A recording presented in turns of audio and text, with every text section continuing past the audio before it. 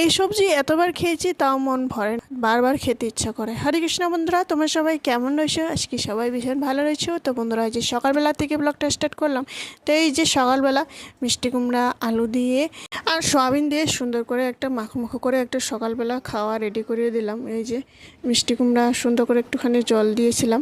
তারপরে এই যে চাটনি করব। তো চাটনির জন্য প্রথমে আমি একটা টমেটো কেটে নিয়েছি, টমেটো দিয়ে আর আদা, তারপর এখানে 5-6টা কাঁচা লঙ্কা, তারপর একটু লবণ দিয়ে এই যে দেখুন ধনিয়া পাতা, এটা সুন্দর করে চাটনি করে নিলাম।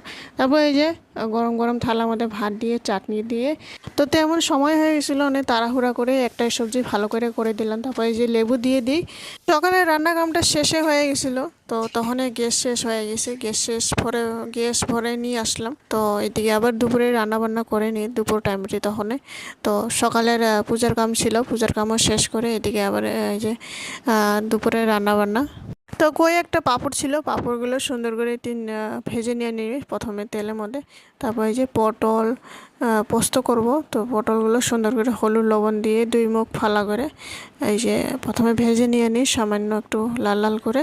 তারপর আবার একটুখানি তেল দিয়ে এই যে ওই তেলের মধ্যে কড়াইয়ের মধ্যে আমি এই যে মশলা একটু পোস্ত, তারপর সাদা সর্ষে, কালো সর্ষে, তারপর কাঁচা লঙ্কা 5-6টা, তারপর আদা আর সুন্দর করে দিয়ে একটা পেস্ট বানিয়ে ওই তেলের মধ্যে একটু কালো সর্ষে, তারপর একটু সামান্য একটু পাঁচফোড়ন দিয়ে, তারপর এই যে দেখুন সুন্দর করে মশলাগুলো ভাজাভাজি হয়ে যাওয়ার পর আমরা এই যে পটলগুলো দিয়ে দিই, হলুদ লবণ দিয়ে নাড়াচাড়া করে একটু পরে জল দিয়ে, তারপরে এই যে দেখুন সুন্দর করে মাখো করে নিলাম সবজিটি।